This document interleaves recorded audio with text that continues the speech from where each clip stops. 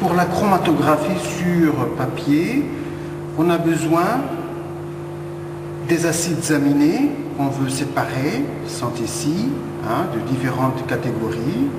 Je vois la leucine, l'acide glutamique, un mélange d'acides aminés, de la proline aussi, qui est là. Alors ce qu'il me faut, un support pour la séparation, c'est un papier ici, un papier Whatman que vous voyez, mais qu'on a accroché avec un fil comme ça, de façon à déposer ça dans une cuve pour la séparation. Mais il faut d'abord faire les dépôts des acides aminés à ce niveau-là, sur une bordure comme celle-ci. Bien sûr, on va faire ça avec une pipette Pasteur. Cette pipette Pasteur, chaque pipette Pasteur est destinée à déposer un acide aminé. Par exemple, je vais prendre de l'acide glutamique et puis après, je vais prélever une goutte comme ceci. Ça va monter, une goutte. Et puis après, je vais déposer la goutte comme cela. Et puis après, je remets l'acide glutamique à sa place et je vais prendre un deuxième acide aminé. Je change la pipette Pasteur qui correspond ici par exemple, et puis après je vais prélever comme ça et je dépose ici. De dépôt une goutte. Après, bien sûr, il faut faire sécher tout cela avec un séchoir électrique uniquement. Donc alors je prends ça.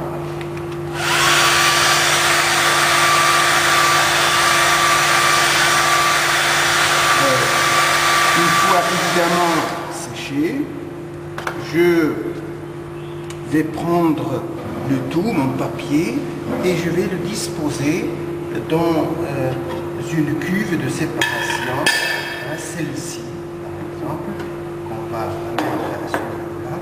Je vais tremper ça dans mon liquide. Il y a un fil qui prend ça. Évidemment, ici, la séparation, il se fait en fonction du caractère de la polarité.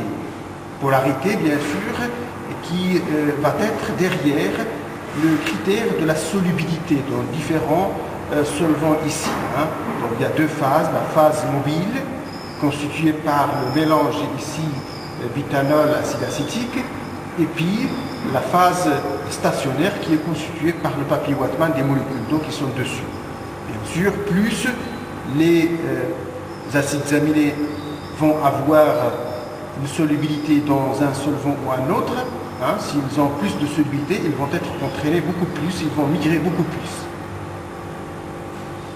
Bon, alors, dès que je vois donc que ma chromatographie est arrivée un tout petit peu vers le bord supérieur, je vais arrêter, bien sûr, et je vais retirer mon papier, comme ça, d'accord, que je dépose sur un support, et puis, bien sûr que je trace le front supérieur où est arrivée la migration, de cette façon-ci.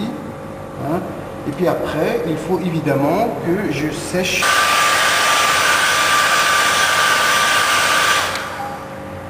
Et puis après, je vais bien sûr prendre ça pour aller vers la révélation, pulvériser la ligne. Bon, alors une fois terminée ma chromatographie, je vais passer à l'étape de la révélation des acides aminés, préalablement séparés, bien sûr, en les pulvérisant, le chromatogramme par de l'anéidrine. Mais avant, il faut bien sûr que je sèche mon papier de la façon suivante.